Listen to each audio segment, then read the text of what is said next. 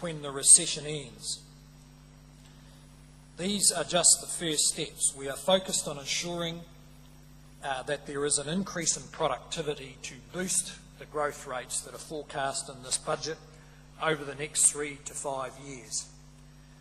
So we will have a program focused on productivity, which includes extensive work on regulatory reform, ongoing improvements in productivity in the public sector, and comprehensive investment in infrastructure to support a growing economy. Budget 2009 marks a turning point for New Zealand. 10 years of growth that has been too much based on borrowing and consumption will now be followed by a decade where growth is based on investment and international competitiveness. Today we've outlined a comprehensive package that sets us out on the road to recovery and building a platform for the ambitious New Zealand that the National-led government campaigned on in 2008. Thank you very much. Are there any questions?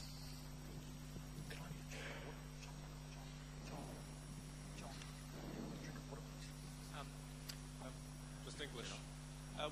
Would you consider tax cuts before the government returns to surplus? Look, the conditions under which we would consider tax cuts would be if we're able to achieve significantly faster growth rates than are forecast in this budget. Bill, you talk about the worst case scenarios have already eventuated in many cases. How likely is it that the worst case scenario, especially around unemployment, is likely to occur? Well, these forecasts, which I think would be regarded as among the more conservative forecasts for the next 2 or 3 years, have unemployment peaking at around 8% or a bit under 8% later in 2010. Now, as far as we're concerned, that's too high, and we are going to do every single thing we can to create the new jobs that will bring that number down. All the accumulating evidence is that the global contraction has stabilised, and we anticipate from here that there won't be significant new negative shocks to those forecasts. Mr English, you are effectively suspending the contributions to the super fund perhaps for up to a decade. Aren't you going to have to either raise the age of entitlement to super or to increase taxes over the time to pay for that growing proportion of older people that we're going to have to fund in later years? No, we aren't. What people heading for retirement need is a fast-growing, productive economy. What they don't need is a low-performing economy burdened with too much debt. So we're focusing on lifting our economic performance because in the long run, that is the key to maintaining entitlements, maintaining the age of entitlement. So we're not proposing any change. Mr English, S&P has threatened a credit rating downgrade.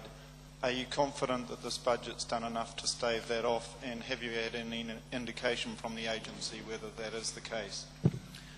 No indications. Are you confident this is enough? We're confident that we've struck the right balance between supporting the economy in the short term and doing that by borrowing money with a credible plan to get on top of that debt. When you compare our debt track to other similar countries, ours would be among the best 2 or 3, and it's my view that is sufficient for anyone, including the ratings agencies. They will let us know what they think. Mr English, what do you say to those people who, when you were going into the election campaign and promising tax cuts, that they were expecting, and some families relying on those in tough times? I mean, you've broken quite a major promise. What do you say to those people? I don't think they or anyone could have anticipated the depth of the global recession.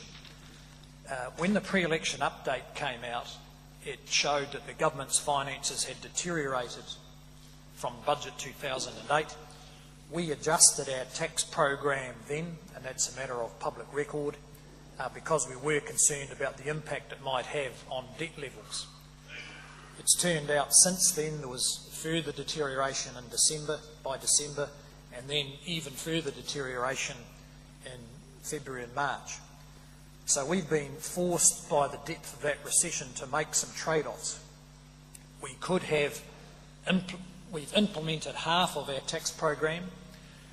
We could have implemented the second half by borrowing a lot more money, which we are not willing to do, or by cutting entitlements in public services, which we are not willing to do.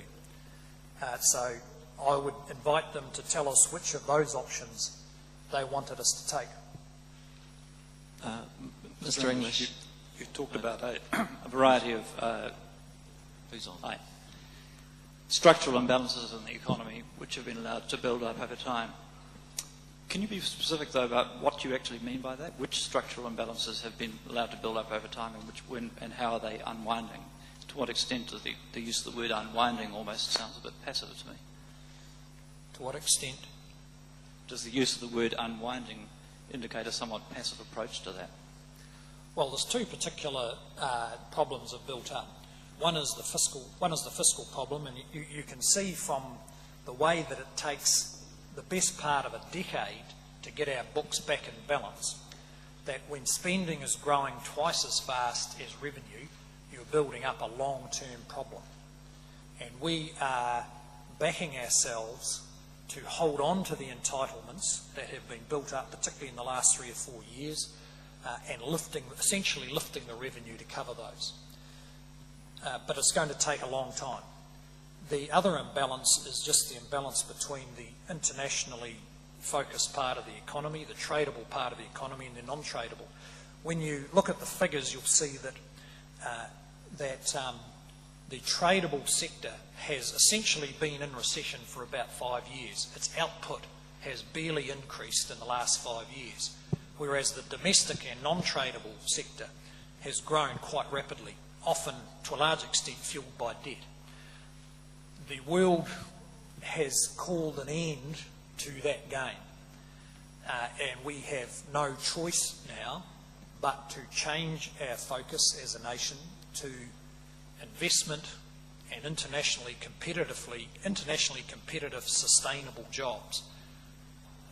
And that is going to take some time as well. But that adjustment is underway now. Households are consuming less and saving more. The housing bubble has popped. The exchange rate is considerably lower than it was 18 months ago. So the adjustment has got started. It's our job to move with it and push it as far and as fast as we can. And we need to succeed, because the only way we'll get those unemployment numbers down is with sustainable jobs where someone has invested in the internationally competitive parts of the economy. Well, what is in this budget, Mr. English, specifically to save jobs?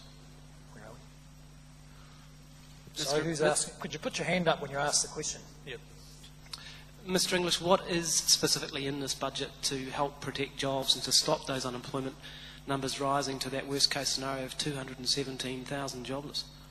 What's in this budget to support jobs is the fact that we are going out to the market to borrow billions of dollars to pay salaries in the frontline public services, to invest in building roads, schools, houses, and roll out broadband, and in maintaining entitlements and therefore the consumption demand of around about a third to half of the population, alongside the tax cuts which delivered to $1.5 million New Zealanders significant tax cuts on the 1st of April.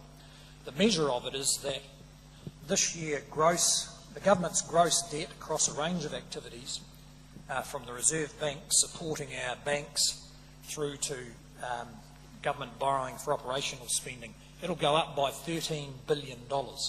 That is a $13 billion commitment to supporting jobs in this economy.